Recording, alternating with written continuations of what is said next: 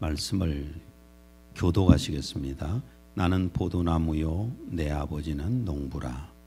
물은 내게 붙어 있어 열매를 맺지 아니하는 가지는 아버지께서 그것을 제거해 버리시고 물은 열매를 맺는 가지는 더 열매를 맺게 하려 하여 그것을 깨끗하게 하시느니라. 너희는 내가 일러준 말로 이미 깨끗하여졌으니 내 안에 거하라. 나도 너희 안에 거하리라. 가지가 포도나무에 붙어 있지 아니하면 스스로 열매를 맺을 수 없음 같이 너희도 내 안에 있지 아니하면 그러하리라. 나는 포도나무요 너희는 가지라. 그가 내 안에 내가 그 안에 거하면 사람이 열매를 많이 맺나니 나를 떠나서는 너희가 아무것도 할 수 없음이라.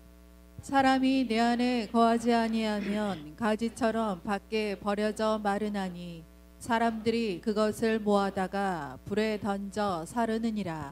너희가 내 안에 거하고 내 말이 너희 안에 거하면 무엇이든지 원하는 대로 구하라. 그리하면 이루리라.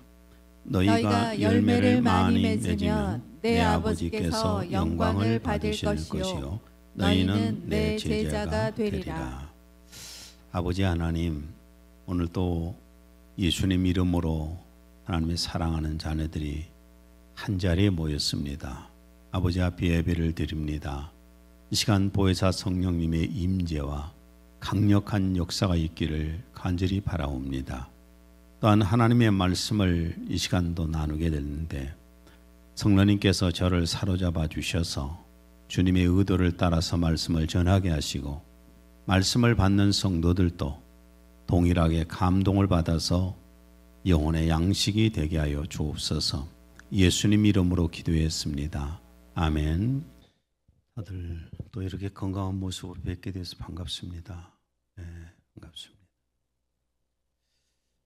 오늘은 열매를 찾으시는 하나님이라는 주제로 말씀을 나누려고 합니다. 우리가 천국에 갈 때에 오직 열매만 가지고 가는 겁니다. 그래서 그 열매에 대해서 깊이 받으셨으면 좋겠습니다. 요즘은 사람들 속에서 대부분이 얼짱이란 말을 참 많이 씁니다. 짱타령, 얼짱. 얼짱을 만들기 위해서 1년 동안에 우리 한국에서 쓰는 돈이 얼마나 되겠어요? 약 10조 정도 된답니다. 10조. 여성들 78.7%가 자기 얼굴에 대한 만족을 못한답니다. 경제적인 여유만 되면은 뜯어 고치고 싶어 한다는 거예요. 또 몸짱을 요즘 몸짱이라고 그러잖아요. 여자들은 그 아름다운 몸매를 만들기 위해서 매일 노력을 하고 또 남자들은 근육질 몸을 만들기 위해서 부단히 노력을 합니다. 물론 얼굴이 잘생기고 몸도 멋있으면 좋겠지요. 그런데 몸이 멋있고 얼굴이 아름답다고 해서 꼭 행복한 것은 아니에요. 또 그것 때문에 인생을 보람되게 살 수 있는 것도 아닙니다. 그런데 우리 크리스찬들은 뭐가 돼야 되냐면은 영장이 돼야 돼요. 영장. 뭔 말인지 아시겠죠? 영의 생명이 잘 성장을 하고 또 그 영 속에서 나오는 인격과 삶 속에서 영적인 열매를 맺어야 된다는 겁니다. 왜냐하면 이 세상을 떠나갈 때에 오직 영적인 열매만 가지고 가야 되기 때문에 그렇습니다. 그래서 오늘은 영적인 열매에 대해서 말씀을 나누려고 합니다. 오늘 본문은 예수님께서 포도나무 비유를 통해서 교훈하십니다. 1절과 5절.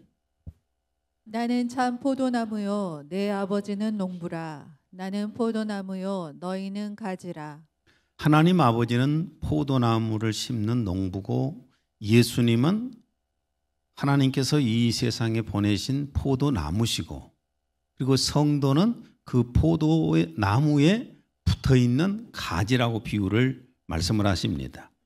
첫째로 가지가 나무를 택한 것이 아니라 나무에서 가지가 나옵니다. 이 원리를 우선 아셔야 되겠죠. 16절. 너희가 나를 택한 것이 아니요 내가 너희를 택하여 세웠나니. 나무에서 봄이 되면 가지들이 나온다는 것을, 새싹이 나와서 가지가 된다는 것을 누구나 다 아는 이치잖아요. 우리가 심성이 좋고 착해서 예수를 믿고 하나님의 자녀가 되는 것이 아닙니다. 에베소 1장 4절에서 5절. 창세전에 그리스도 안에서 우리를 택하사 우리로 사랑 안에서 그 앞에 거룩하고 흠이 없게 하시려고 그 기쁘신 뜻대로 우리를 예정하사 예수 그리스도로 말미암아 자기의 아들들이 되게 하셨으니. 우리가 부모님을 택한 게 아니잖아요. 하나님께서 그 부모를 통해서 이 세상에 우리를 낳게 하신 것처럼 우리가 하나님을 택한 것이 아니라 하나님께서 나를 택하셔서 하나님의 자녀가 되게 하신 겁니다. 그래서 우리는 하나님의 은혜라고 하는 겁니다. 에베소 2장 8절. 너희는 그 은혜에 의하여 믿음으로 말미암아 구원을 받았으니 이것은 너희에게서 난 것이 아니요 하나님의 선물이라. 너희가 그 은혜에 의하여서 믿음으로 말미암아 구원을 받았다. 이건 하나님의 선물이시다. 거둬주시는 선물이다. 그러니까 우리가 하나님을 택한 것이 아니라 하나님이 우리를 택하셔서 예수님 안에 택하셔서 오늘 하나님의 자녀가 되게 하셨다는 겁니다. 그럼 우리를 하나님께서 택하신 이유가 뭔가? 물론 우리 영혼이 구원받는 것이 첫째겠지만은 우리를 택하신 이유가 무엇이냐 하면은 16절. 이는 너희로 가서 열매를 맺게 하고 또 너희 열매가 항상 있게 하여. 목적이 뭔가요? 열매를 맺게 하시기 위함이라는 겁니다. 열매를 맺게 하기 위해서. 결국 신앙의 결과는 그 증거가 그 열매로 증거가 되는 겁니다. 열매 자체가 신앙이 어느 정도 된가를 확인할 수가 있게 됩니다. 마태복음 7장 16에 17절.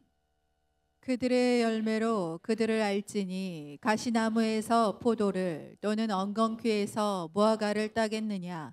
이와 같이 좋은 나무마다 아름다운 열매를 맺고 못된 나무가 나쁜 열매를 맺나니. 그 안에 신앙이 있으면은 신앙의 열매를 맺는 것이 너무나 당연하다는 거잖아요. 좋은 나무에서 좋은 열매를 맺고 나쁜 나무에서 나쁜 열매를 맺는 것처럼 신앙이 있으면 신앙의 열매를 맺는 것이 너무나 당연한 이치라는 겁니다. 사평이 우리 집에는 과일나무가 한 50그루, 여러 종류로 해서 한 50그루가 되어 있습니다. 50그루로 되어 있는데 내가 이 과일나무를 심은 목적이 뭘까요? 화려한 꽃도 있겠지만은 열매잖아요. 물론 꽃 보는 재미도 있어요. 꽃 보는 재미도 있지만은 꽃만 피고 말아버린다면은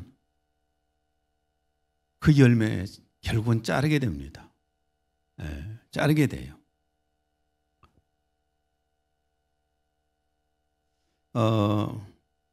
누가복음 13장 6절에서 9절. 예수께서 또 비유로 말씀하셨다. 어떤 사람이 자기 포도원에 무화과 나무 한 그루를 심었다. 그러고는 그 나무에 열매가 열렸나 하고 여러 번 가보았지만 그때마다 실망을 했다. 마침내 그는 포도원 지기에게 그 나무를 베어 버리라고 말하였다. 내가 3년 동안이나 기다려 왔는데도 단 한 개의 무화과도 열리지 않는구나. 무엇 때문에 더 이상 참겠는가? 그것을 뽑아버리면 그 땅을 다른 것에 이용할 수 있을 것이다.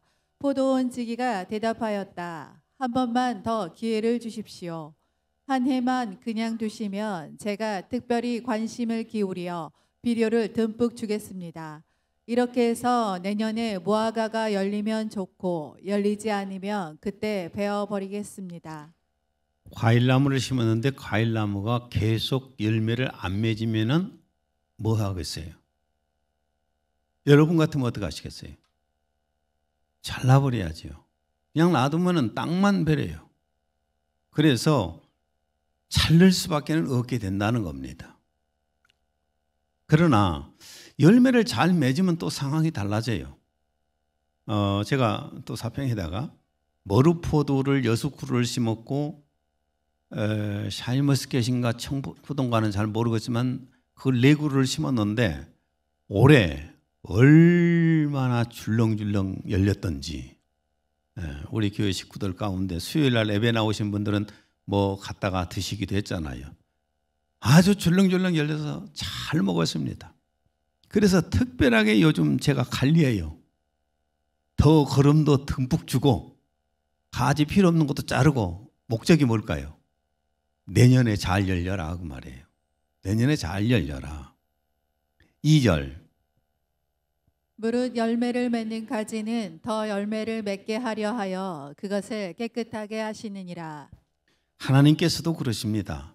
열매를 잘 열리면 하나님께서 더욱 열매를 맺을 수 있도록 듬뿍 말씀도 먹게 하시고 성령의 감동도 받게 하시고 하신다는 겁니다. 그리고 열매가 있는 사람에게는 현실 속에서도 하나님께서 뭘 베풀어 주시는가? 열매를 더 맺으라고. 16절 내 이름으로 아버지께 무엇을 구하든지 다 받게 하려 함이라. 예. 열매를 맺으면은 하나님 앞에 기도하면은 기도의 응답을 바로바로 주신다는 겁니다. 기도의 응답을 바로바로 받으시게 되면은 여러분 이 땅에서 열매를 더 많이 맺을 수 있잖아요. 기도의 응답 받기를 원하십니까? 그러면 열매를 맺으세요. 열매를 맺읍시다. 그러면은 하나님께서 어떤 열매를 수확하기를 원하실까? 어떤 열매를 수확하기를 원하실까? 첫째는 우리 자신에게 너무 필요한 건데 부활할 때에 예수님 재림에 오실 걸 믿지요? 그리고 예수님 재림에 오실 때 우리가 부활될 것도 믿지요?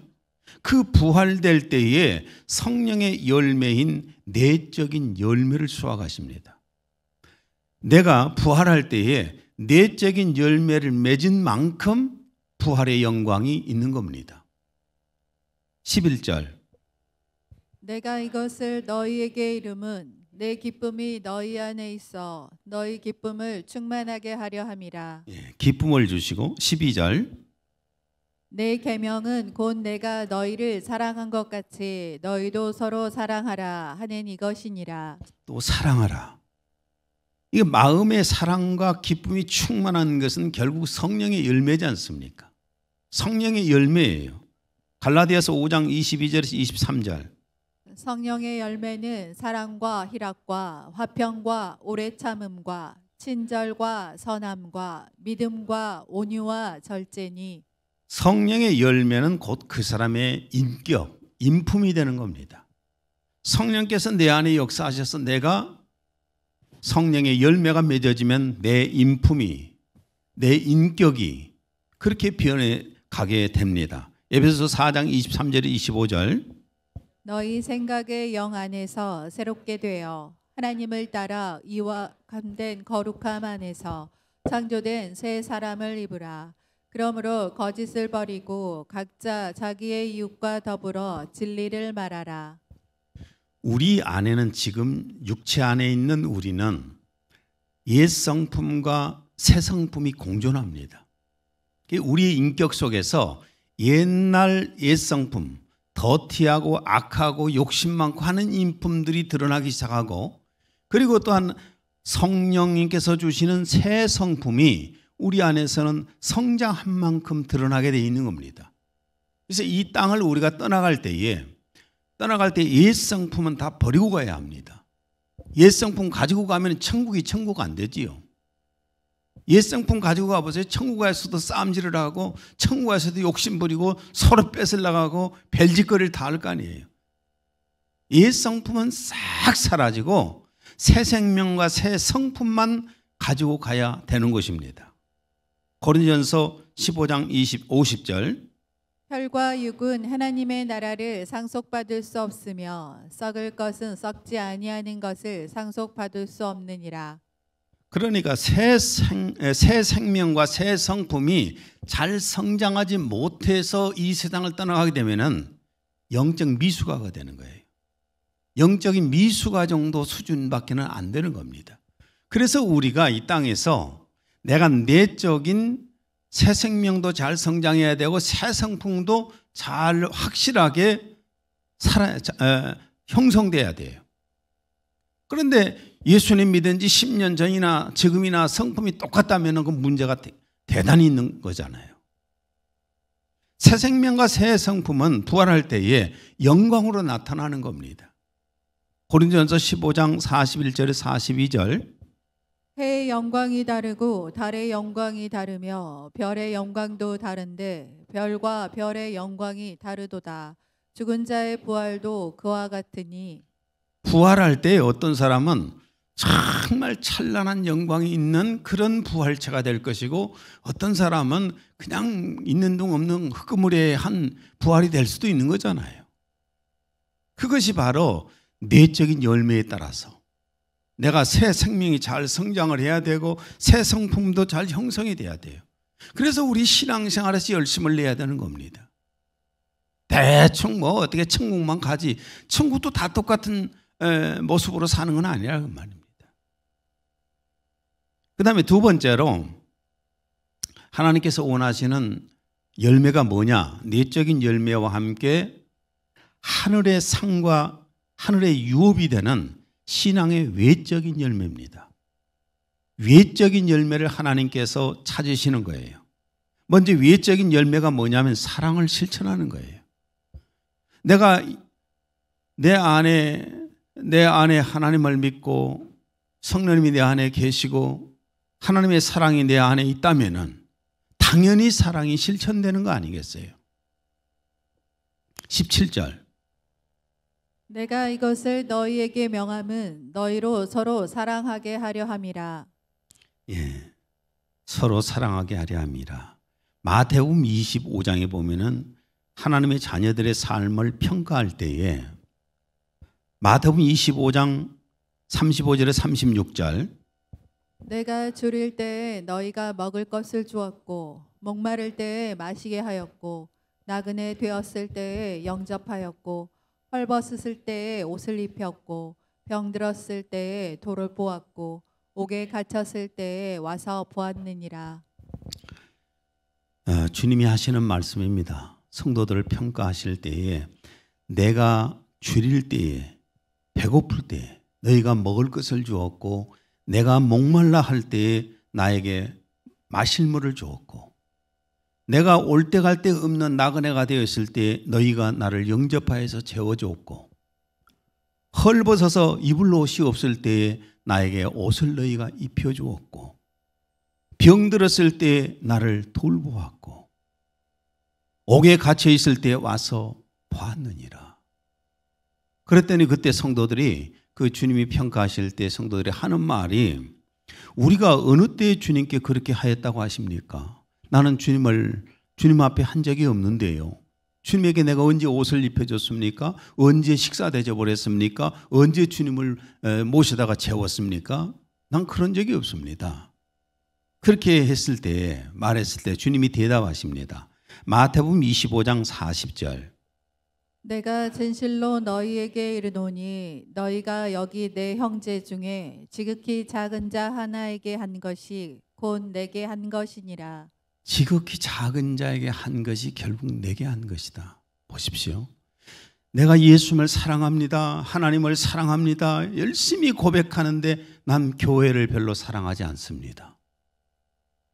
예수님의 머리통은 열심히 사랑하는데 예수님의 몸통은 싫어합니다. 이 말하고 같은 말이잖아요.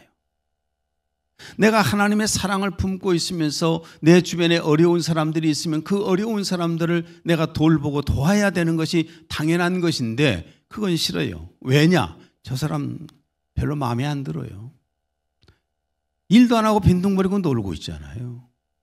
자꾸 내 마음 상하게 만들잖아요. 이게 도울 필요 없다. 이렇게 생각하는 거. 이것은 크리스찬의 모습은 아닐 겁니다.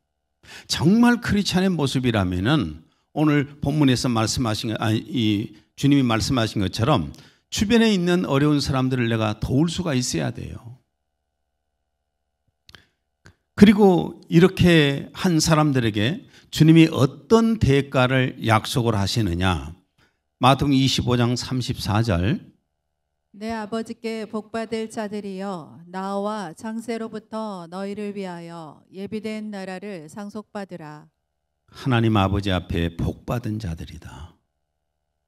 창세로부터 너희를 위하여서 예비된 나라를 상속받아라. 하나님 아버지의 나라에 가서 영광을 누리면서 살게 해주신다는 겁니다. 여러분, 예수님 이름으로 어려운 교우들, 어려운 이웃들에게 내가 하는 것이 곧 주님께 하는 겁니다. 베드로전서 1장 4절.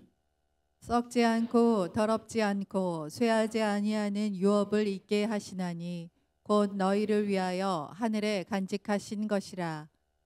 이렇게 하늘의 유업을 원하십니까? 그런다면 사랑을 실천하십시오.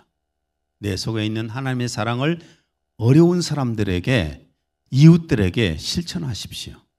그 다음에 또 하나는, 외적인 열매는 나에게 있는 것으로 주님 나라를 위해서 사용하는 것입니다. 내게 있는 재물, 내게 있는 재능, 내가 있는 시간, 이런 것들을 하나님을 위해서 사용할 때 그것이 하늘의 상이 되고 하늘의 유업이 되는 것입니다. 여러분, 이 세상에 아무리 많은 것을 가지고 있어도 결국은 다 없어져 버려요. 내가 아무리 많은 것을 소유하고 있어도 죽음이라고 하는 것이 눈앞에 다가올 때요, 그것이 나에게는 아무 소용이 없어집니다. 오직 주님을 위해서 사용한 것만 내게 남는 것입니다. 마태복음 6장 19절에서 20절. 너희를 위하여 보물을 땅에 쌓아두지 말라. 거기는 좀과 동록이 해하며 도둑이 구멍을 뚫고 도둑질하느니라. 오직 너희를 위하여 보물을 하늘에 쌓아두라. 거기는 좀이나 동록이 해하지 못하며 도둑이 구멍을 뚫지도 못하고 도둑질도 못하느니라. 예, 감리교를 창설했던 예슬리에가 그랬습니다. 죽음을 딱 죽고 난 후에 그 후손들이 그분의 가지고 있는 소유를 봤더니 동전 몇 입밖에 없더랍니다. 동전 몇 입밖에. 어쩌면은 나는 그분을 보면서 생각을 합니다. 내가 이 세상을 떠나갈 때 나는 내 몸뚱아리에 내 재산 이런 거 남겨놓지 말자.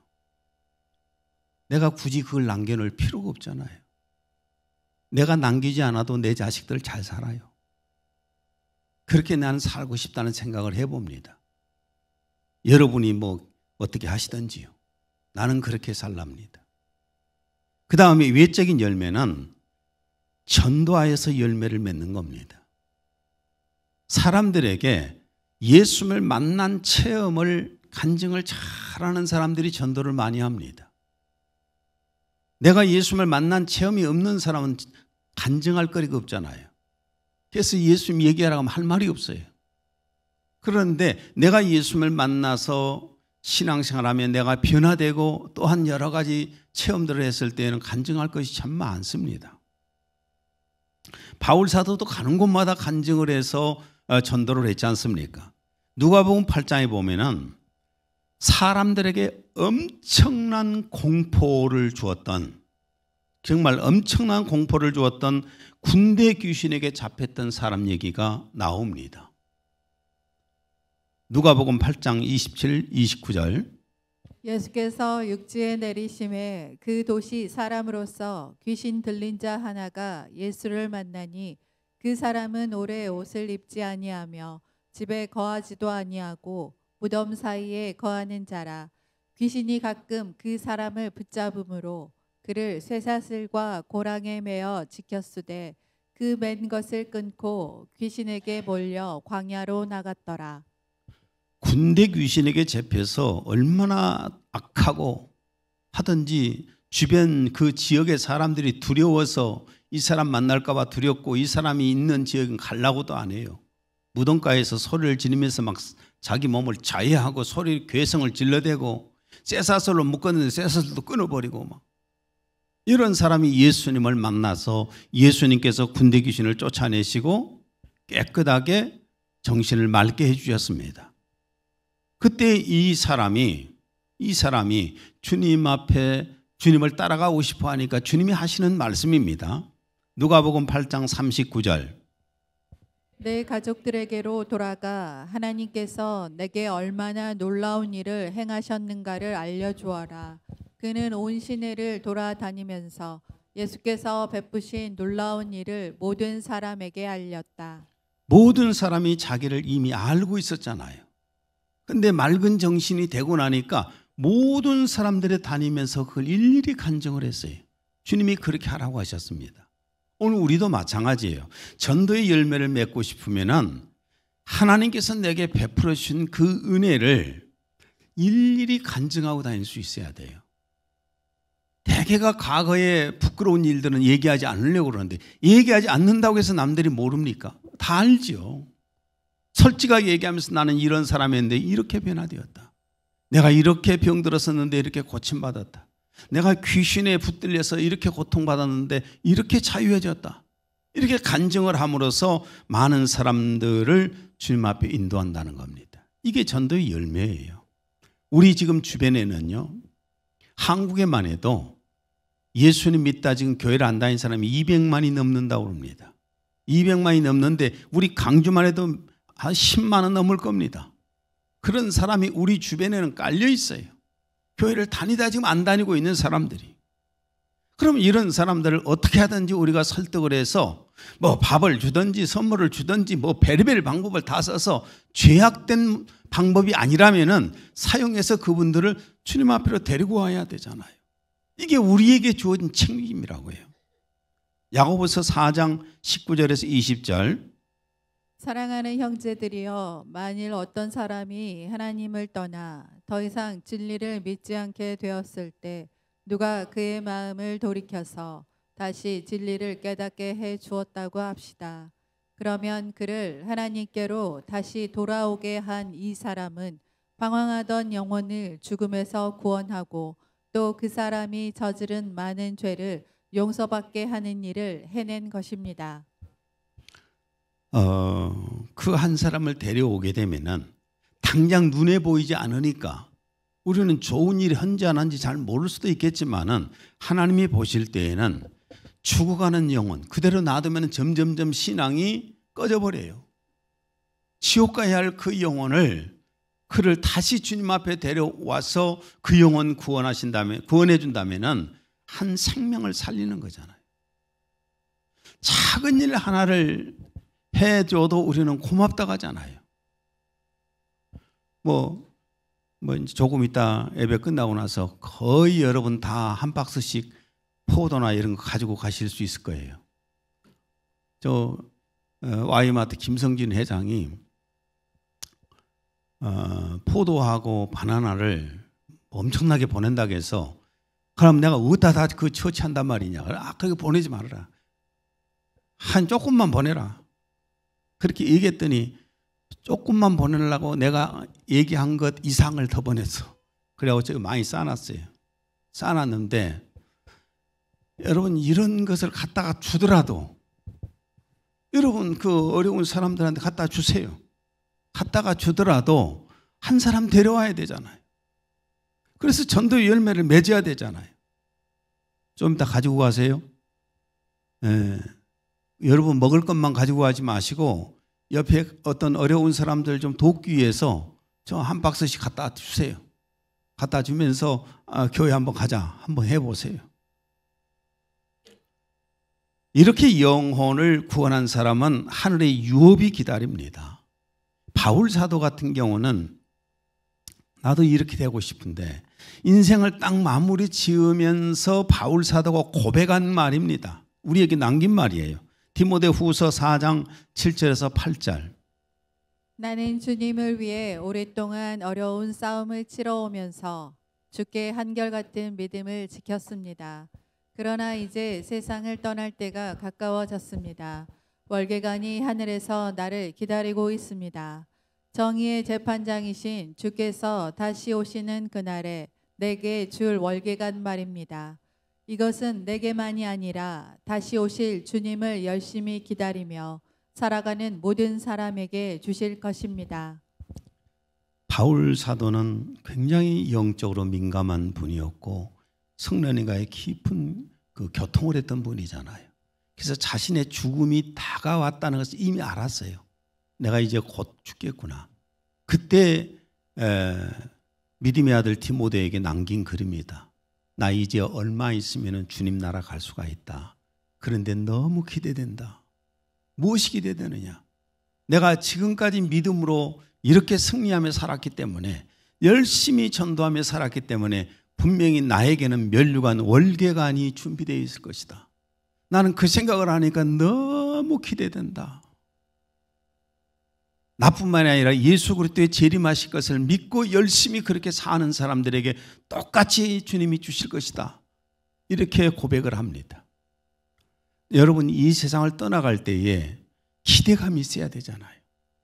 나를 위해서는 뭐가 준비되어 있지? 나를 위해서 뭔가 준비되어 있을까? 그 기쁨에 찬 마음을 가지고 이 세상을 떠나간다면 얼마나 복됩니까? 하늘에 받을 것이 하나도 없어 봐요. 부들부들 떨리죠. 천국에 가는 것이. 그러면 마지막 부분으로 어떻게 하여야 열매를 맺을 수 있을까? 이게 중요하잖아요. 내적인 열매와 외적인 열매를 어떻게 하면은 내가 맺을 수 있을까? 첫째는 다 아는 사실인데 기본적으로 예수 그리스도 안에 있어야 됩니다. 4절, 내 안에 거하라. 나도 너희 안에 거하리라. 가지가 포도나무에 붙어 있지 아니하면 스스로 열매를 맺을 수 없음 같이 너희도 내 안에 있지 아니하면 그러하리라. 예수 그리스도를 믿고 예수님 안에 거해야 기본적으로 된다는 거예요. 인간은, 죄악된 인간은 스스로 열매를 맺을 수가 없습니다. 내가 예수 그리스도를 믿고 성령으로 새롭게 거듭나서 새 생명을 받지 못하고 새 성품을 얻지 못하면은 절대로 어떤 아름다운 열매를 맺을 수가 없는 겁니다. 그 이유가 로마서 3장 13절에 18절, 그들의 목구멍은 열린 무덤이요 그들이 자기 혀로는 속였으며 그들의 입술 아래는 독사의 독이 있고 그들의 입은 저주와 독설로 가득 차고 그들의 발은 피 흘리는데 빠른지라. 파멸과 비참함이 그들의 길에 있고 그들은 평강의 길을 알지 못했으며 그들의 눈앞에는 하나님을 두려워함이 없도다. 내가 예수를 믿어서 거듭나기 전에 나의 모습이라는 생각이 들어요. 이것이 조금 과장이 되기도 하고 덜 되기도 하겠지만 인간의 모습이 이렇습니다. 구원받지 못한 사람들의 모습이에요. 그 목구멍에서 열린 무덤이다. 얼마나 추악하고 더러운 말들, 자기 혀로는 속였으며 그들의 입술 안에는 독사의 독이 있고, 사람 입에서 나오는 것이 얼마나 더럽고 추악하고 악한 말들이 많이 사용됩니까? 남을 속이고. 그러나 너무 감사하게도 이렇게 못된 나무 같은 인간도 좋은 나무에다 젖붙임을 담아하면은 좋은 가지가 됩니다. 여러분, 사평에 열매 맺지 못한 아주 못된 나무들 다 잘라서 없애버렸을까요? 잘라서 안 없애고 제가 가지를 잘라서 젖붙임 시켰습니다. 좋은 사과나무를 갖다 심어 젖붙였어요. 내년에 사과가 줄렁줄렁 열릴 것입니다. 못된 나무 같은 우리 인간도 좋은 나무이신 예수 그리스도에게 접목이 되면은 우리는 좋은 열매를 맺을 수가 있는 것입니다. 5절에서 6절. 나는 포도나무요 너희는 가지라. 그가 내 안에 내가 그 안에 거하면 사람이 열매를 많이 맺나니 나를 떠나서는 너희가 아무것도 할 수 없음이라. 사람이 내 안에 거하지 아니하면 가지처럼 밖에 버려져 마르나니 사람들이 그것을 모아다가 불에 던져 사르느니라. 예수님 안에 예수님께 찰싹 붙어 있어야 된다는 겁니다. 그러니까 먼저는 예수님을 구주로 믿어서 죄사함 받고 생명을 얻어야 되는 것이고, 그리고 주님의 몸인 교회의 지체로 교회에 딱 붙어 있어야 돼요. 교회에서 떨어져 나가는 순간에 점점 장작개비에 불 붙은 것 하나 던져놓으면 식듯이 금방 식어버려요. 신앙이 사라져 버립니다. 그렇기 때문에 교회에 찰싹 붙어 있어야 돼요. 에베소 2장 22절. 너희도 성령 안에서 하나님이 거하실 처소가 되기 위하여 그리스도 예수 안에서 함께 지어져 가느니라. 하나님이 거하시는 처소예요. 교회가 하나님의 집이에요. 예수 그리스도의 몸이에요. 여기 제대로 찰싹 붙어 있어야만이 열매를 맺는다는 겁니다. 그리고 하나님의 말씀, 예수님의 말씀이 그 속에 있어야 되잖아요. 그 다음에 두 번째는 성령의 도우심을 받아야 열매를 맺을 수 있습니다. 26절. 내가 아버지께로부터 너희에게 보낼 보혜사 곧 아버지께로부터 나오시는 진리의 성령이 오실 때에 그가 나를 증언하실 것이요. 성령님께서 우리에게 오셔서 예수 그리스도를 내 안에서 증거해 주시잖아요. 그래서 성령님이 나를 도와주셔야만이 열매를 내적인 열매든 외적인 열매든 맺을 수가 있는 겁니다. 로마서 8장 26절. 성령께서도 우리의 연약함을 도우시나니 이는 우리가 마땅히 기도해야 할 것을 알지 못하나 성령께서 친히 말할 수 없는 신음으로 우리를 위하여 중보하시기 때문이라. 예, 성령님께서 내 안에 계시면서 나의 연약함을 잘 아시는 거예요. 그래서 약한 부분을 도와달라고 하나님 앞에 기도할 때 성령님이 내 안에서 도우시는 거예요. 저는 종종 체험하는 일들인데 갑자기 성령님께서 안에서 눈물을 막 주실 때가 많아요. 어떤 분야에 대해서 굉장히 마음에 막 감동이 오면서 괜히 내가 기쁘고 막 좋아하고 슬퍼할 일도 아닌데도 막 이 안에서 밀려오면서 눈물이 흐릅니다. 눈물이 흐르면은 한 번, 두 번 계속 흘러나오면은 아, 주님이 이걸 원하시구나 하고 일하게 됩니다. 내가 영적인 사람이 못 되니까, 내가 영적으로 민감하지 못하니까 그때 하나님의 뜻을 내가 잘 몰라요. 그때 성령님께서 내 안에서 그 하나님의 뜻을 알게끔 감동을 주시더라고요. 나는 이제 다음 주에 한번 내 간증을 그 소개를 좀 하려는데 필리핀 누가 병원에 그 박누가 의사하고 선교사 박병출이라는 원래 이름인데 이분은 예수 그리스도의 사랑을 가지고 병원을 차려서 병원을 했지만은 어려운 곳곳마다 그 오지마다 찾아다니면서 막 복음을 전하고 의료를 합니다. 공짜로 수술해주고.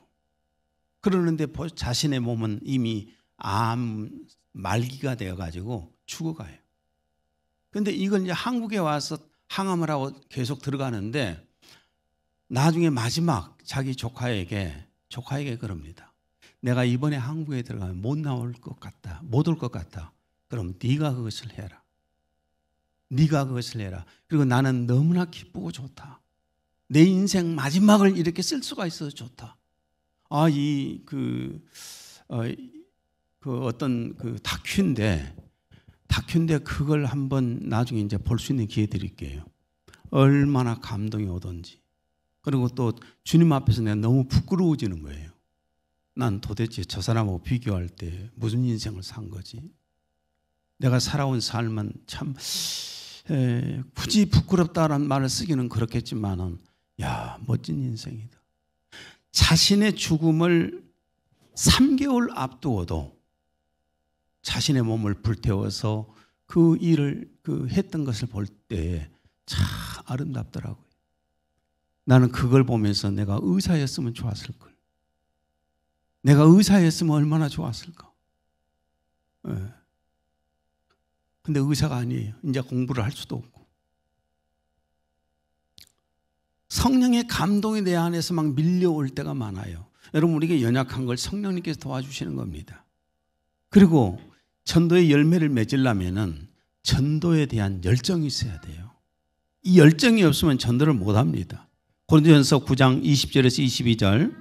나는 유대인과 같이 있을 때는 유대인처럼 행동합니다. 그들에게 복음을 전하여 그리스도에게 인도하기 위해서입니다.